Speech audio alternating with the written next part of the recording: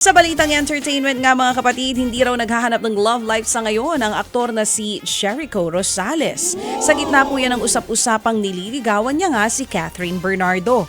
Ayon kay Echo, hindi niya prioridad ang paghahanap ng love life ngayong 2024. Nang tanungin naman kung totoo ba ang chismis na nililigawan niya si Catherine, ang sagot ni Echo, hindi siya nagbabasa sa social media.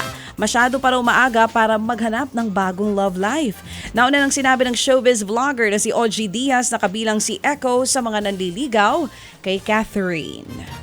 Samantala, hindi raw nababahala ang singer-songwriter na si Rico Blanco sa instant hit na love team ng kanyang girlfriend na si Maris Racal at ng aktor na si Anthony Jennings. Alam daw ni Maris na hindi apektado si Rico tuwing napapareha siya sa iba't ibang aktor. That's good.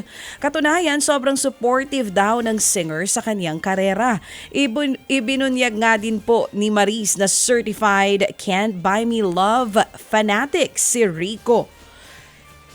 Ang paboritong karakter daw ng singer sa serye ay si Charleston, ang kuya ni Maris sa serye na ginagampanan naman ni Albie Casino. Bibida naman po ang Hollywood star na si Jacob Batalon sa horror movie na Tarot. Kilala si Jacob sa pagganap niya bilang Ned sa Spider-Man films. Horror ba yan o comedy? Horror, tarot eh. Hindi ba tarot? Hindi! Charot yun. Ay, Tarot to. wala. Oo. Comedy. Ay, tarot. Oh, hindi. Pero alam ko nakagawa na ng mga ano to eh. Ng, yung character niya sa Spider-Man bilang best friend ni Spider-Man, ano siya, comedy nga ang atake nito. Ito, Pinoy ito ha, mga kapatid. Parang si Gil Phil Custodio lang ang dating ha. Oh, di ba? Gil, pwede ka nang mag-Hollywood. Hollywood. Mahusay itong aktor na ito.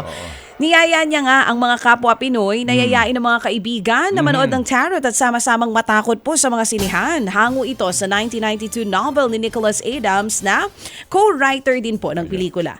Ipapalabas ang movie sa mga sinihan. Tarot po on May 1. Ted Filon at DJ Chacha. Ngayon, nasa Radyo 5, 92.3 News FM. Monday to Friday, 6 to 10 a.m.